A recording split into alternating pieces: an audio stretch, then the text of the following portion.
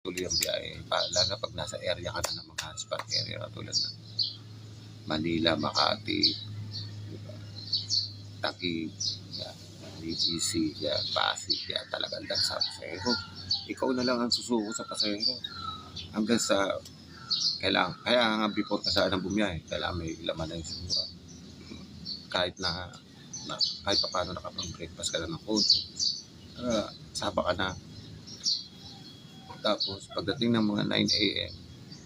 onwards, medyo humihina na. Doon na ako babanat ng kakain ako na.